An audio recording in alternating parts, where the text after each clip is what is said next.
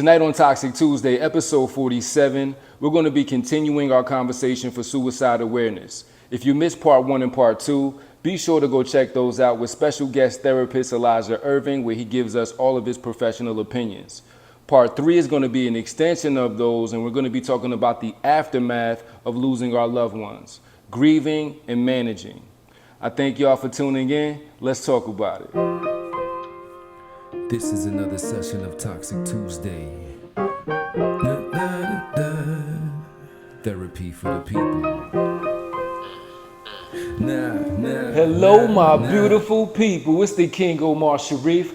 I welcome you back to another Toxic Tuesday, where we turn our bad into good situations.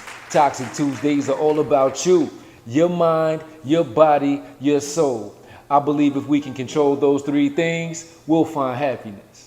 Tonight's agenda will include coping strategies when dealing with sudden loss, navigating the stages of grief and bereavement, and lastly, building the strength and resilience and being able to find hope during these hard times.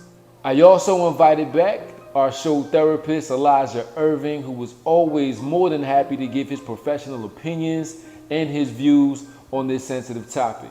So without further ado, let's welcome him back, y'all. Come on out, Eli. Yo. What's up, good brother? What's up, good brother? What's good? What's good? I don't know if I'm the only doing? one that noticed how sharp and dapper Eli has returned to the show. Thank you for the compliment. I try. It's been Suicide Awareness Month, and the first couple of weeks he came in t-shirts and jeans, and look at him now. He all spiffied up.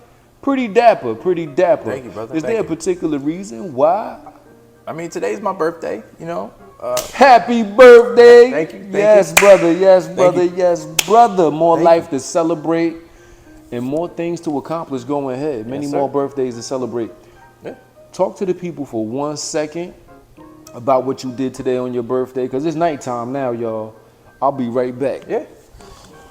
So, today, what I did for my birthday, right? Because it's all about, you know, taking care of yourself, right? So today, what I did was what we call self-care.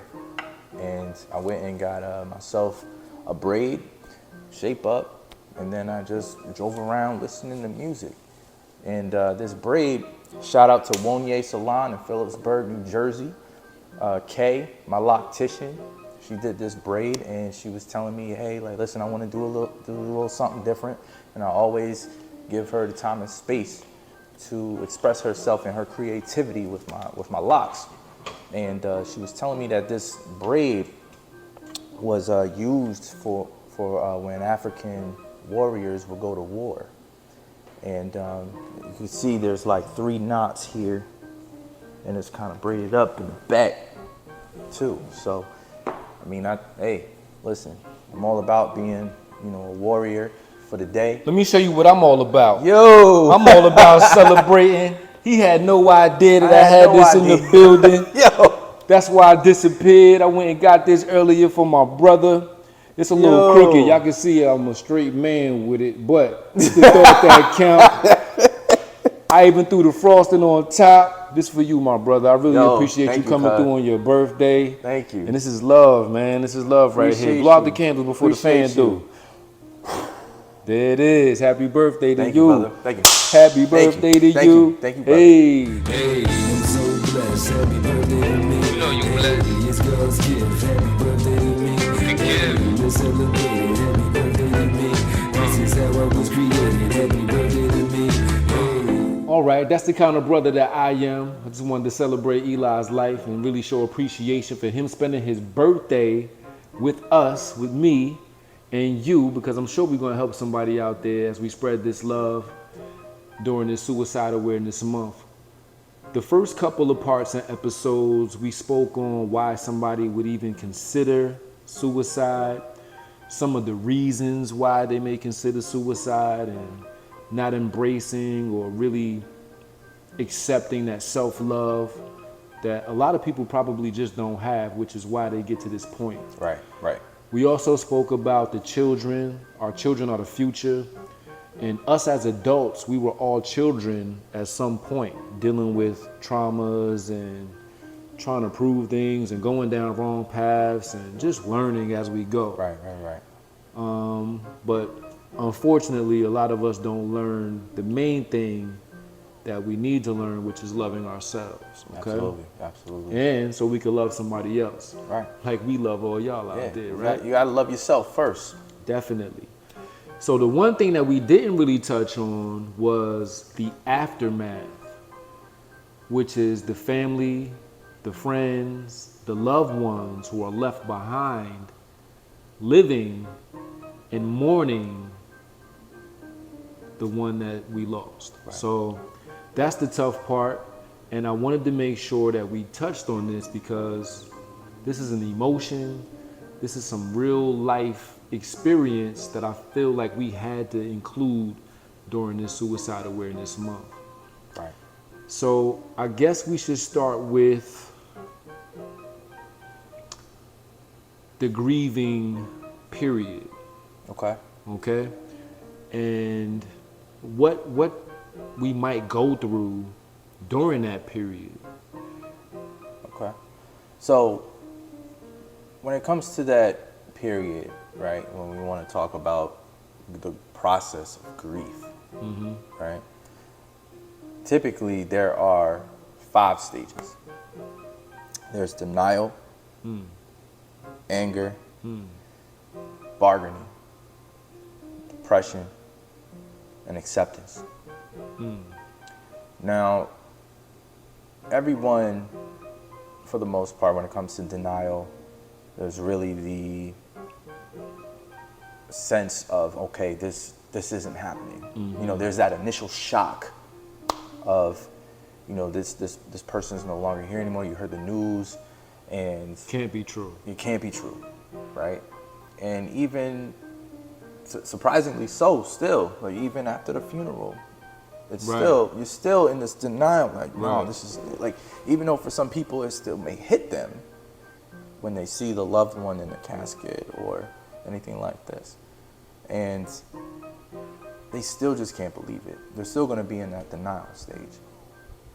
Anger, they're angry at the world, angry at the loved one, and you know, that emotion, you got to give yourself permission to be angry. That is normal, to feel angry. It's okay to feel angry. That it's part of that process.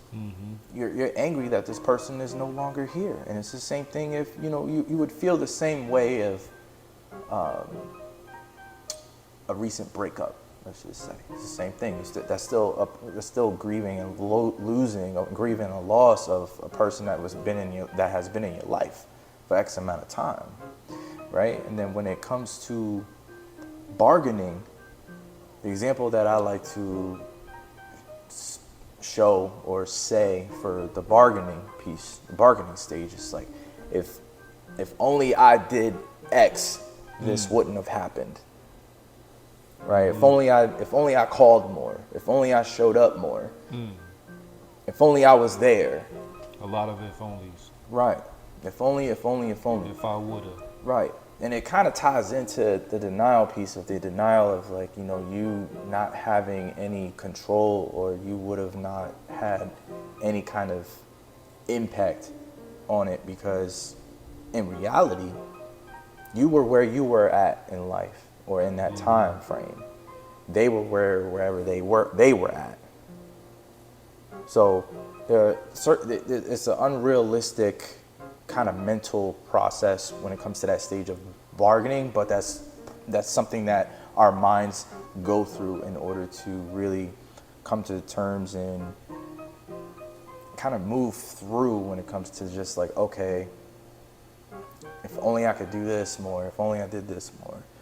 If only I would have known. If only I would have known, things like that, right? And then there's that, you know, the depression, the sadness and despair of them no longer being a part of your life. All those dark moments. All the dark moments of just like, I want to go too. I want to be with them. You know, that's also normal. It's part of it.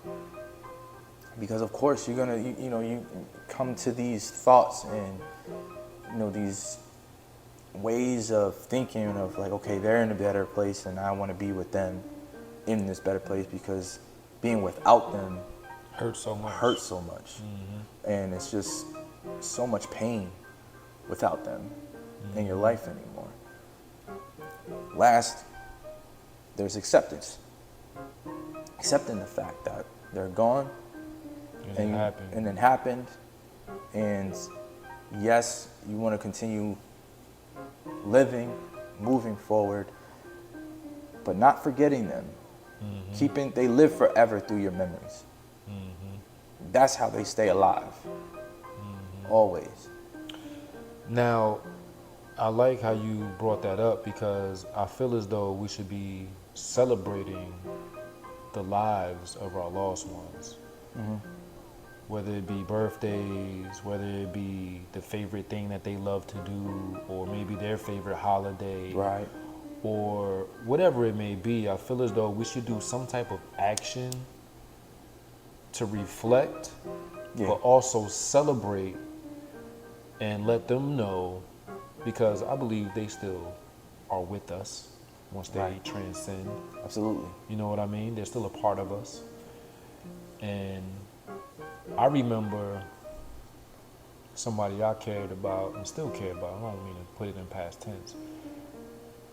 But after they passed, they came to me in a dream almost the very next day. And it felt so real. And what was said in the dream felt like he was right in front of me saying it. Like I could just reach out and touch him and feel him and hug him and say, I'm gonna miss you. Like it was like one of those moments. So there's always gonna be that connection with your loved one. And you shouldn't be fearful or you shouldn't be sad to celebrate them, to remember them. So do something ceremonial, or whether you're lighting a candle, letting a balloon go, or planting something in the garden or your backyard, something that represents life in their life. Absolutely. Yeah. And it's just something, it doesn't have to be anything extravagant. You know, it can be something as simple as, you know, building, I'll call it like an altar, or, you know, use your nightstand, or maybe if you want to actually make this somewhat of like a cathartic or therapeutic, or even a therapeutic process where you build a small table, or you make a photo album or something like that. And I can see if it was a parent that lost their child, and maybe if they had a home, maybe they would let a room not be touched, or that room still be their room. You know what I mean? I Yeah. can see that happening as well. Yeah, I could see that too. And then, you know, with the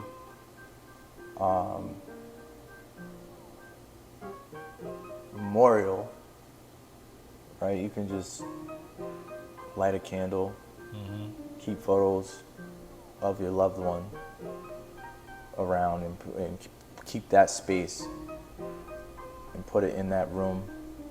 You can leave that room just for that space. That's their space. Now, I do want to point out, because we're talking about grieving and we're talking about memorializing our loved ones and celebrating their lives. The thing about losing someone that you love, there's no time that it takes for you to heal. There's no clock that's set that says, hey, it's been a year now. Why haven't you accepted? There's that part of the 5 that you mentioned, accepted what's happened. That's not something that's easy to accept. You may never get over it, you know what I mean? But at the same time, don't feel pressured or I should be over this by now because it's been 5 years or it's been 10 years. Nobody, no doctor, no anyone could ever tell you, oh, you should be over this by now. So it's something that you may never get over, but with time, it might be something that you're able to manage better. Right. And even when it comes to the 5 stages, right? It's not. It doesn't go in chronological order. It's There's not no linear. timeline, There's no right. timeline. There's not like, okay, I'm gonna go through I'm in stage denial. one. Yeah, right. yeah. Then I'm gonna go to stage 2. No, it doesn't. Right. It doesn't happen that way. You can go from stage 1 to stage 3 to stage 5 to then you had a bad day, so then you're back to stage 1. So it can happen that way too. There's no set process. It's still just a process. You're gonna feel a myriad of emotions, and you are just going to have to really work through it. And working through it alone is not the way to go. It's not. So I'm happy you said that, because seeking support is another part of the process. Yes, sir. And what that means is leaning on somebody that you may have in your life, leaning on that family member to let them know, hey, I'm not okay. Leaning on that friend to let them know it's been whatever amount of time and I'm still not okay.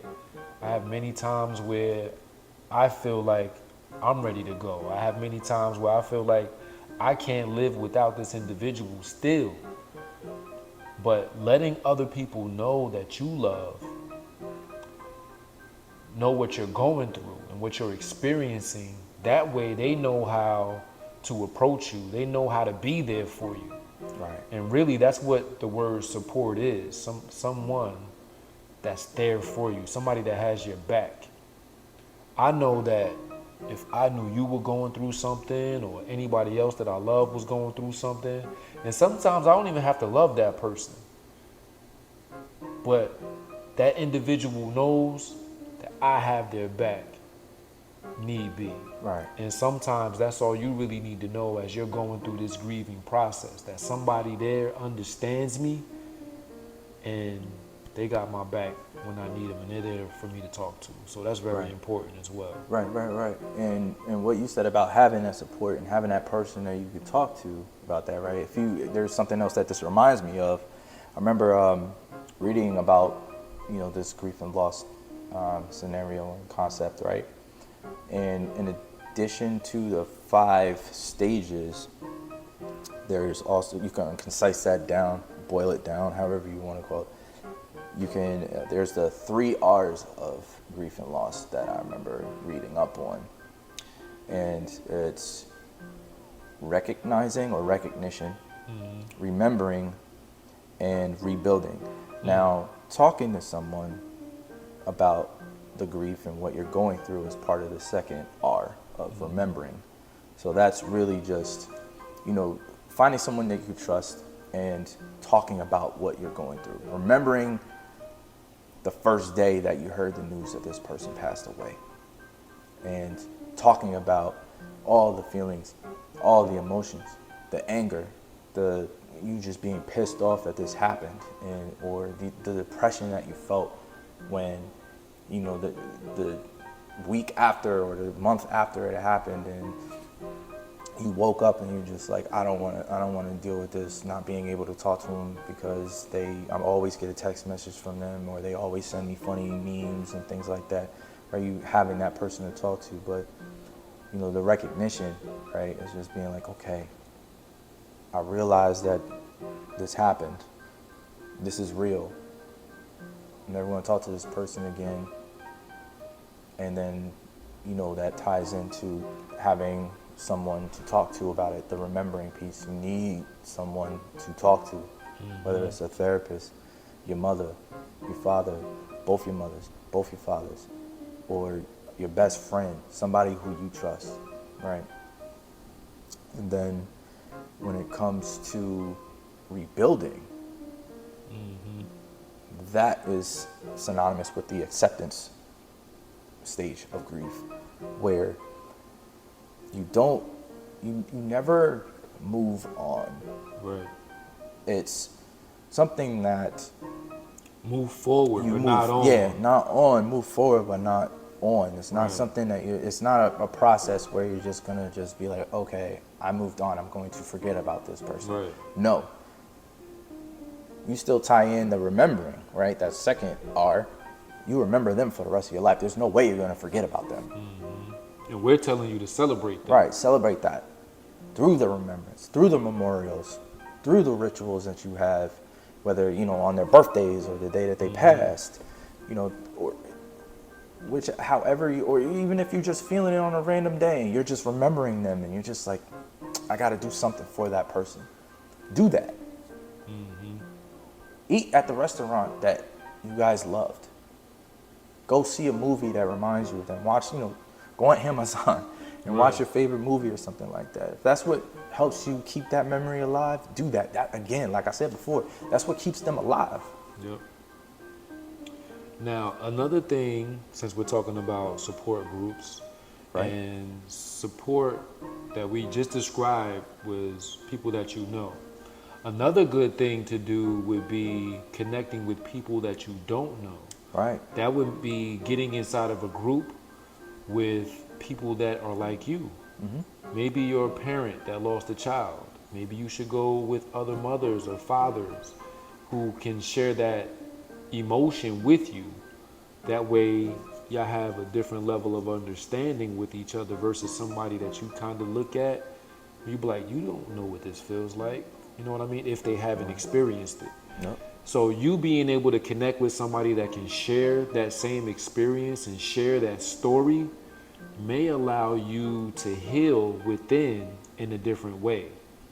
So connecting with groups, connecting with people has to be another good way for us to recover and gather our emotions after losing a lost one. Right. Yeah, I completely agree with that. And you can look up on the internet any kind of grief and bereavement groups that they have. Some hospitals kind of host them as well. They can do that. I know of a actual grief and bereavement counselor. Shout out to Mallory Stevens Carr. Shout out to you. She is probably the only grief and bereavement counselor that I know of in the area. But yeah, I mean, really, you have to go out there and look for that support. It's there. It's You gotta there. find You it. just gotta look for it. It's not going to be on the billboard. So. Right. Right. So that's another good thing to do. There's also good books out there. Well, before we get to the books, because that's going to be something a part of the resources that I wanted to talk about. Okay. But while we're talking about things that we can seek or Right. people that we can seek, you know, professional help is something that you can seek. Yeah. Talking to Eli is someone that you can speak to, or somebody else that you feel comfortable with in your local area. And Eli and I, we've been talking, and I believe that it's a part of his destiny to make himself more available to the people. And I believe he sees that as his destiny as well, because we're really servants. Right. We do this in the hopes of helping someone else. We do this because a lot of what we're talking about, we have some type of connection and experience with.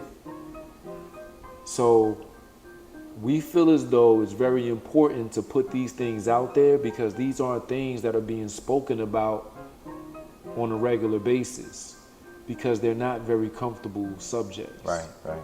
So us being able to talk about uncomfortable things will allow us at some point to get to a comfortable place. Right. All right? So seek therapy, y'all. Try to speak to someone. If you don't have that support group, not everybody has that. Not everyone may be able to find a group out there where they feel comfortable enough to connect with strangers or people you don't know. I mean, that takes courage too, right? Right. And Right. that takes you looking at yourself and saying, I can't do this alone. It takes that. And that's courageous for you to even feel like it's out of my hands. So seeking therapy, being able to just speak to somebody and getting professional feedback from somebody like Eli is very important as well. Yeah. And, you know, I think that no matter who you talk to, even whether there's a therapist or someone that you trust, we've all lost someone. You know, it Doesn't have to be doesn't suicide. have to be suicide. Right. It doesn't have to be suicide. You know, everyone knows what it feels like to lose someone. And everyone has had their process, and everyone has had their times where things were a little bit more difficult. Are you okay with being vulnerable? Absolutely. Absolutely. So I feel like we build strength at our weakest points in life. Yeah. Okay, so when we're weakest is when we can find our strength and the ability to overcome something and being able to look back at something and saying, okay, I got over that. Right. I did that. Right. I'm better now. You know what I mean? So I know that you lost your brother to an accident. Right. Now, this is what I'm saying. We're talking Yeah. about things We're that being we have vulnerable. experience about. We're not just saying, okay, this is what it might be like. We're talking about things that we know about. So you lost a brother. Your parents lost a son. Right. What was that like for you as we talk about trying to manage the grieving process? So I was very angry, just like textbook, just like we just talked about. The five. The five stages. I was very angry. Hold on. What? I got an idea. What? Since you're being vulnerable, and y'all always see me on here being vulnerable, right? Let's switch spots. And you get on the couch, Mr. Therapist. Okay. How about that? Sit back. Right. No. Sit back. Like, all right. Yeah, let's set it up like the set. All right, let's do the Freudian set. Let's do it. So, I was angry because, you know, me being the oldest brother, it was my duty, and I was assigned this task and this duty by my father when I was very young to be that protective brother, to protect your little brother. Mm-hmm. And that label of being the protective brother was shattered when I heard the news that he died. And suddenly. And suddenly, out of nowhere. It was a complete accident.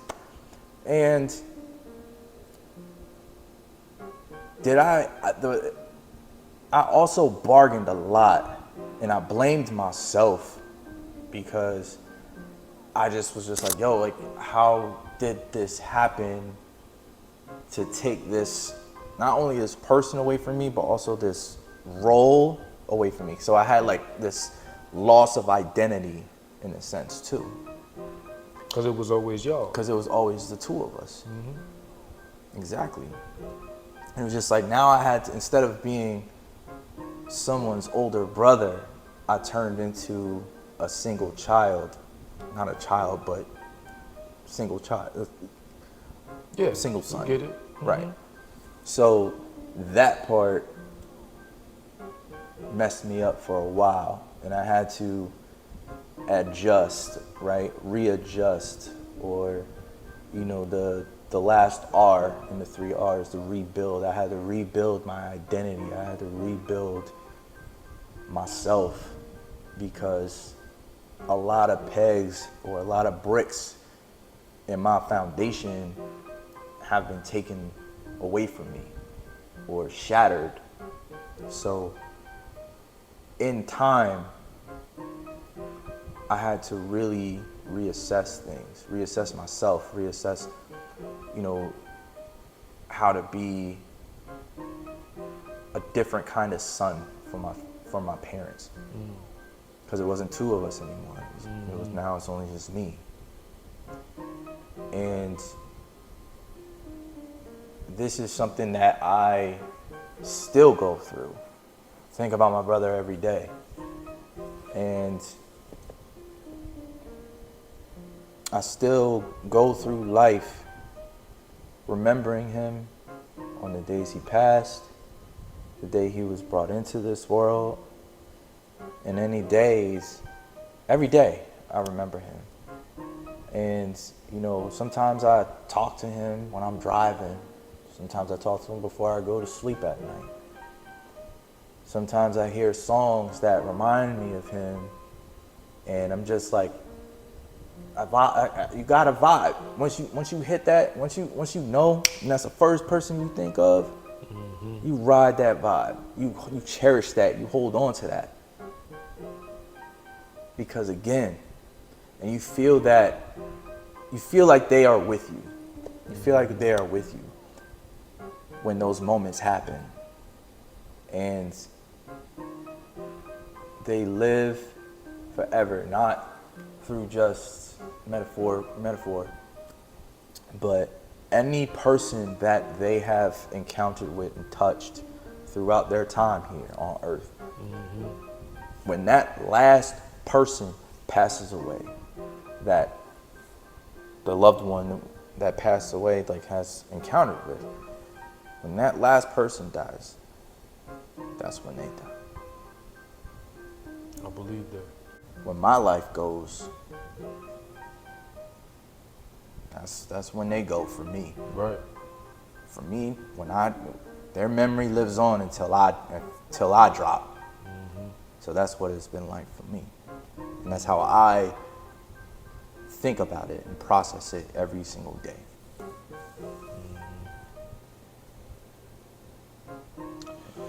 So, For you? I know the story. Earlier when I mentioned the dream that I had, it was his brother that I was thinking about. And it was his way of saying goodbye to me. And I shared this with you, and I shared it with the family. Yeah. And it meant so much to me, and this was some years ago, but it means just as much to me right now. And the light that he was and still is, because like you just mentioned, who he's touched, his spirit resides within us. Right. We're always reminded of something he said, and just full of life and love and fun and silly, and just a very, very good soul and spirit, and will be forever missed. And like Eli mentioned, it's not something that you will ever move on from, but together with him in us still to this day, we're able to move forward. Yeah. Right? Absolutely. So I know the story goes deeper than this because of the effects of how it changed your household, how it changed your parents, and like I said, that's why we were mentioning those groups where you can connect with people who have been through what you've been through. Right. Because everybody else, their heart goes out to you, but it's like speculation of the hurt that someone endures due to that loss. Significant loss. Significant, yes. So we all hurting for you and for the family, but none of us can say, I know what that's like. Right. You know what I mean? And I'm sure, it's appreciated, but at the same time, don't judge me. You know what I'm saying? Let me be how I am. Right. Let me feel what I feel. And giving yourself the permission to feel that, and also giving yourself the permission to say what you need to say to someone that you trust. Right? Because you notice, we as family, we're always open and vulnerable with each other. So, that we are blessed to the Most High, that we have each other for that, and we have that safe space. But like you said, not a lot of people have that, unfortunately. So, and we share the same lost loved one. Right? Exactly. So that was a part of more of our vulnerability. Yep. Especially Eli's. I don't know how much that's driven you to be a therapist and want to come on to the show and talk about things like this. But when I asked you to come back to talk about this, because I felt like we left it out of part 1 and 2, you didn't think twice about it. There was no hesitation. And again, everything that y'all really see us do is not scripted. He didn't know I was going to ask about that or bring that up. No, I did not. You know what I mean? And that caught me off guard. I know it did. It was like I felt like something was coming, but I was just like, we about to go there. It's okay if we do, but I'm like, but that's what makes this so much more real. Yeah. And so much more connectable for y'all. Yeah. To connect with him, to connect with me, because we know what it feels like, and Eli definitely knows what it feels like to lose a lost one, a loved one. All right, so that was that. Another thing I want to talk about. Let's switch seats again. Okay. Get off the couch, man. You the therapist. I just wanted to do a little role play real quick. Oh, good. But I spoke on this before. Another part of the process of healing would be that self-care, being able to get your emotions together, get your well-being back on track. So don't ever play that like it's not important, okay? So making sure that physically you're doing things and you're active. So take care of yourself. Go for those walks, like you said. Go outside and get some air. If you need to go, work out and really burn some steam, do those types of things to make sure that, you're active and your mind isn't just stuck in one particular dark room. Yeah. Okay? Yep. So I know that's very important. I think we kind of touched on ways to kind of grieve and manage. We're not telling you to forget. We're not telling you that, it's something that you're going to get over at some point. Right. This is management. This is mind management. This is your spirit management and overall physical and mental health management. All right? Right. So do you have resources? So I want to provide some resources for you guys out there who may be dealing with this grieving process a lot harder than others. Like we said, it's never easy. What book did you have in mind that you were going to tell the people to go check out? The one book that comes to mind is by a guy named Robert Niemeyer. He's really big in the grief and loss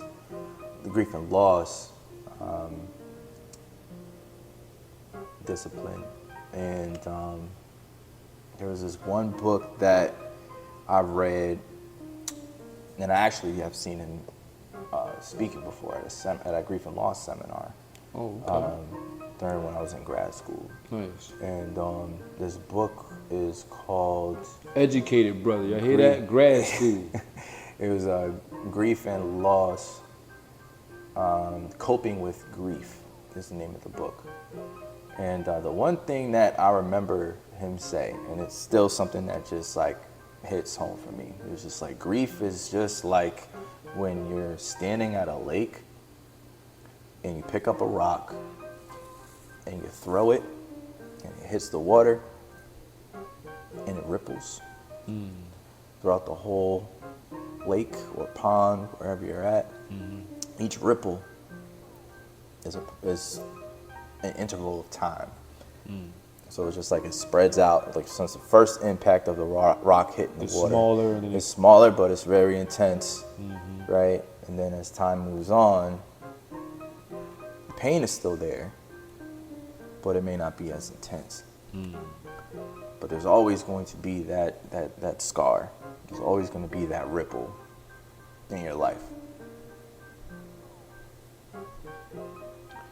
Another book was the Grief Recovery Handbook.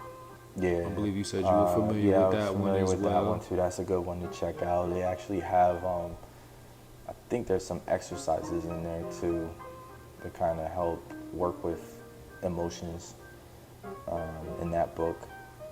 And then there's On Death and Dying. That's a good one, and I think I did. I think we did do a couple in grad school. I think we did do something with that book as well. I think we read that book. That one sticks out in my mind, and I think that's by Elizabeth Kubler-Ross. Okay. I think that is so good that you were preparing in grad school for dealing with grievance. Yeah. You know what I mean? So I know you're a therapist and they try to get you prepared for so many different things because there's so many traumas and things that people find hard to get over. So being that you read these books then in school and they still stick out to you, and here we are talking about them during our grieving content here. So how to grieve and be able to deal with things. So I think that was a good few resources to kind of go ahead and check out. So check out those books, y'all. I always like to include a challenge. Our challenge for this week will be, and we spoke about this, memorializing your lost loved one. So maybe setting up that space in the house or that nightstand or that shelf area in the house, making a scrapbook, doing something like that to celebrate the life of that loved one that you lost. And if you don't mind, you can share what you did in the comments.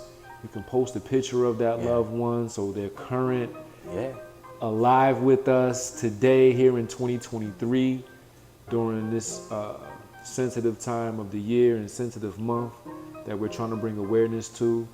And it doesn't have to be somebody that lost their life to suicide. It could just be anybody that you lost. Right. And you're still trying to process things. What do you do for a ritual, or what's something you do for a memorial? I just, like you said, birthdays, significant dates. I used to drink and smoke a lot, y'all. And since I started these Toxic Tuesdays, I haven't smoked in a year because I'm approaching a year on doing this content here on the channel. But depending on the individual, if that's something that we did together, you know what I mean? I would kind of just zone out, probably listening to, you know, music that we shared or things that you said that, you know, they enjoyed. So I used to smoke, sip something, and just kind of go into my zone and deep thought, light a candle, and just kind of just chill. You know what I'm saying? So I never really did like extravagant things, but that was the way that I felt like I was connected to that individual. Doing something that we both shared. So yeah, that's the same. That's similar to what I've done. I mean, this was really about, like, you know, going for a long drive or something like that. Putting on music. If I'm like stationary in a building or something like that, I'll, you know, still put on music or something, or I'll light an incense. That's something that I like to do. I like to light incense. You was lighting incense, I was lighting weed. Right. I don't smoke no more though, y'all. I haven't. And it's really helped me with my consistency and being able to align the things that I wanted to do. Because I've been smoking for so many years, but I didn't see my life changing how I wanted to change it. And I wanted to make changes. I was like, what can I take away that I'm used to doing so often that might be able to put me on a different trajectory?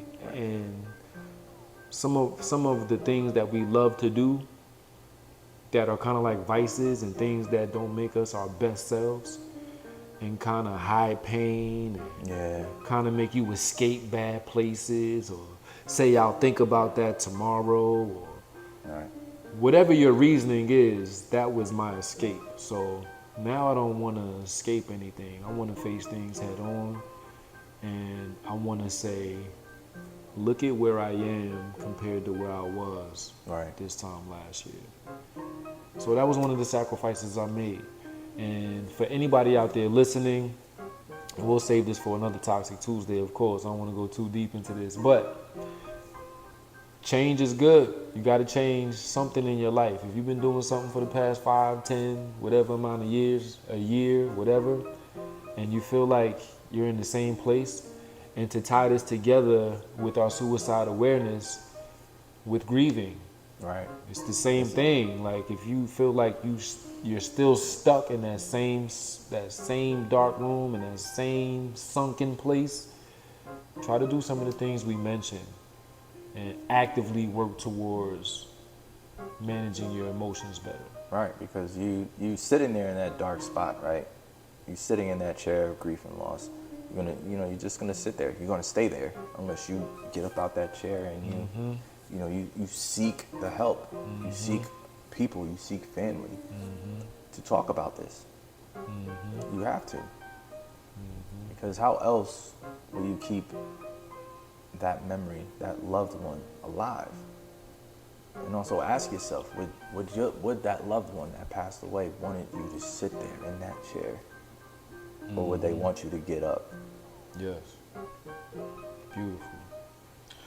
Also, I'm going to invite y'all to write into the Secret Scroll Letter. That's the Secret Scroll Letter at gmail.com. If you want to reach out to me, and I can bring Eli in on this as well. Yeah, why not? If you want to talk about your experience or how you're grieving with someone and you want to be remained anonymously and not mentioned, and we can give you advice on your situation. And it doesn't have to be about loss, but that's just what this content is about tonight. It could be about anything. It could be your relationship. It could be how you see yourself. It could be where you see yourself headed. It could be about different experiences that you've had in life, your traumas or whatever it may be. Be open and vulnerable if that's what you need to be. Hey, share some of your triumphs too. Right. Share some of your victories. You know what I mean? So we just want to share as much as we can of your personal experiences without letting the world know who you are. So write into the Secret Scroll Letter at gmail.com and we could address those there and bring them up on the show. I'll select which ones that'll be good to talk about. And I guess, other than telling them, you need to subscribe to this channel, y'all. Shouldn't they subscribe to this channel? Absolutely. Y'all better subscribe What are y'all to doing? this channel. We put in his work. What are I'm y'all putting doing? in his work. I'm going to bring Eli in more so he can come put in his work because he really loves doing this with me as well. And like I said, we just trying to be a light. And I want to let it shine. This little light of mine. I'm going to let it shine, let it shine, let it shine, let it shine. What you going to do?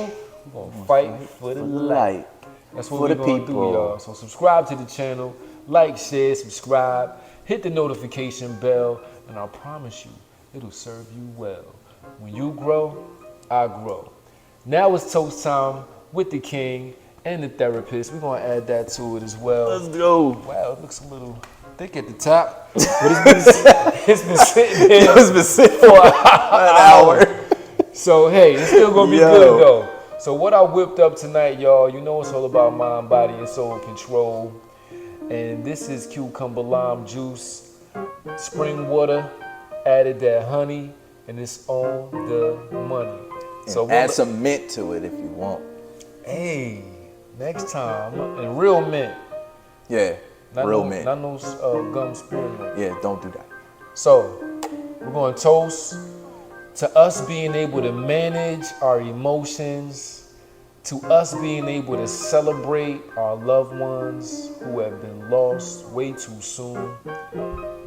And we just want to be able to provide light to each other because that's what we really need. I feel like in life we have to be there for each other. It's hard doing things by yourself. Life is hard in general. By itself. By itself. But once you set your mind, once you set your spirit to move forward, not move on, but move forward, like I mentioned earlier, and we're going to fight for the light. And this is mind, body, and soul control, y'all. It will lead you to so much happiness. You just got to confront the things that are in front of you and jump right over them. So this is what this toast is to. I love you, Eli. Thanks Love for you too, coming brother. back to the show. And let the people know how this tastes after you get past the phone.